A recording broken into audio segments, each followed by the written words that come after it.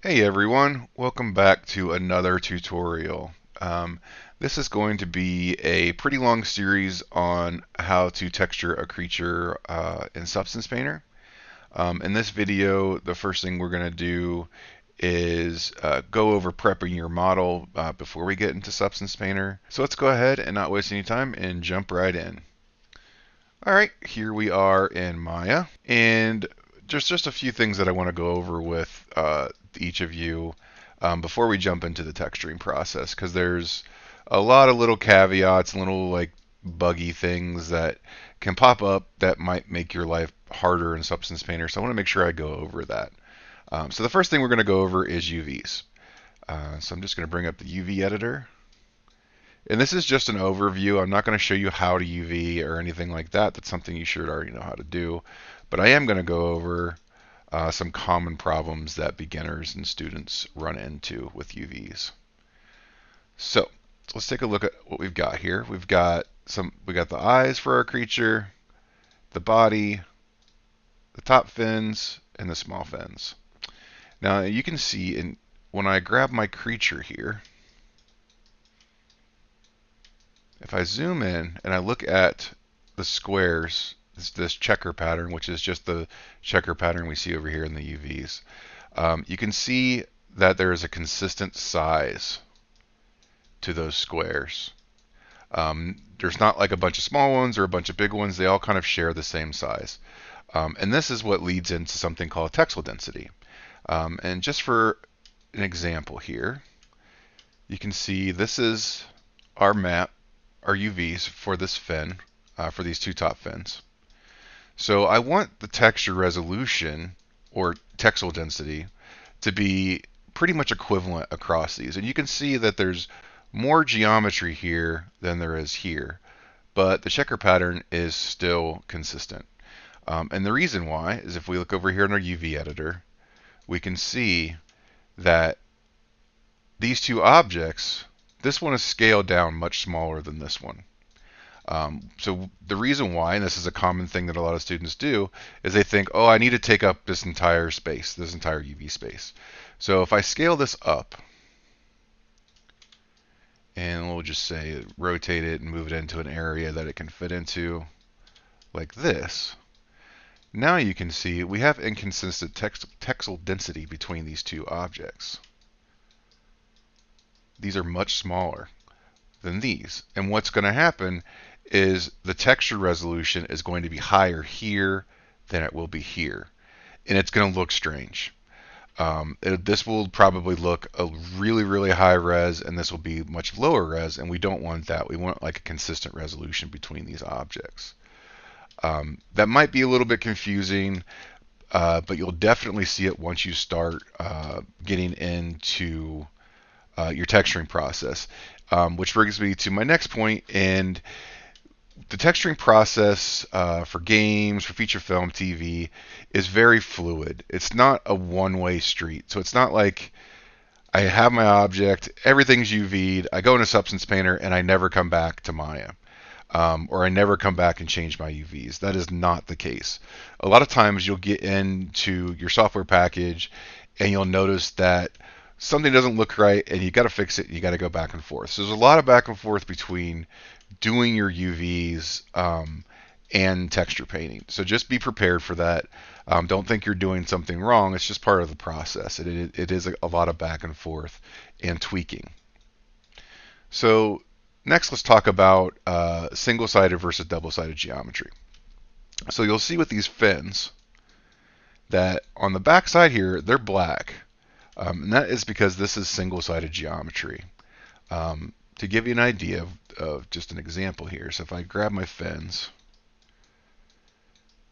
we can zoom in, we can see that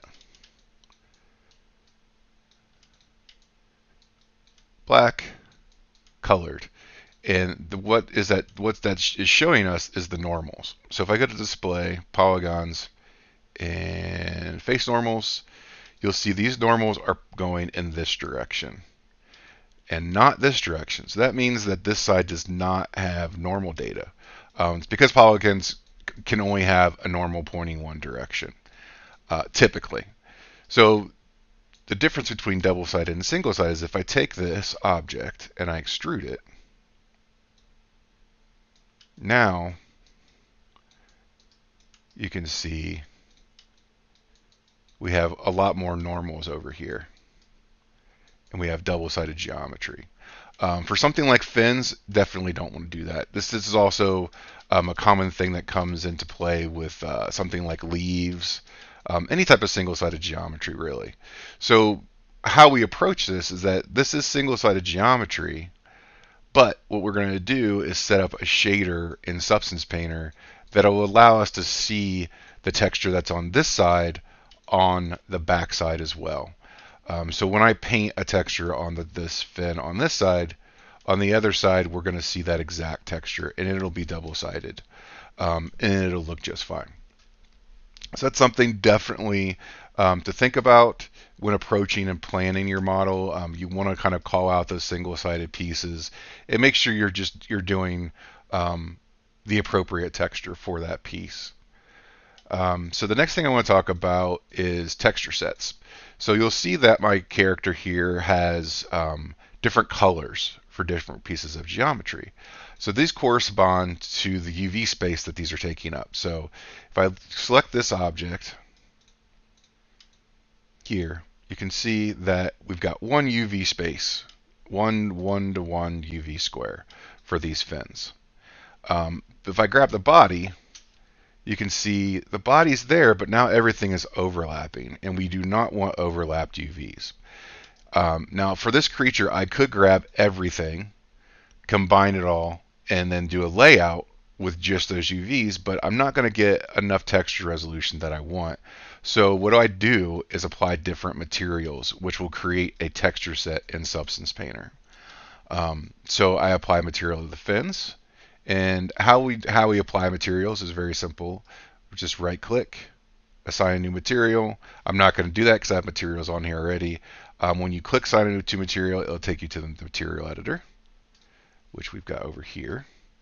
And you'll see in the material editor that I've got these materials associated with the different pieces. So this green material is the eye material. The blue is the body material. The red is the fins, and the pink, which is one of these down here, is the small fins on the bottom. So each one of these objects has a material assigned to it. Now, when we go into Substance Painter, these materials will show up as texture sets. And I'll just jump into Substance Painter real quick. And texture sets are what are right here. And these are how our materials are going to be associated. So for each texture set right here, we have a 2040 by 48 map associated to it. And any textures that you generate will be associated with this material. This will make sense once we start going back and forth with Substance and Maya, but something that you're going to want to prep ahead of time. So a lot of students, what will happen is they'll just grab everything, apply material to it, but then they're not looking at their UVs or laying them out to associate that, and then you get all kinds of baking problems. Your materials will look wrong, things will look inside out. You'll notice it right away when there's something wrong with it. So it's a relatively kind of weird thing, but once you do this a couple times, it'll be a breeze for you. And then last but not least, we're going to talk about exporting to Substance Painter. So when I export my model, this model to Substance Painter, I'm just going to grab each one of my geometries and then go to File, Export Selection, and I'm going to export it to an FBX, and I'm just going to call this creature 01 underscore low res, and then hit Export Selection. When I say low res, there is a process where you would sculpt this character and have a high res. I won't be covering that in this series. I'm just going to be covering texture inside of Substance Painter, and I'll be using my low res as my high res for baking, which will make sense once we get into Substance Painter.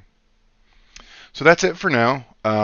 Just a quick review on what you should be doing before you export your object to Substance Painter.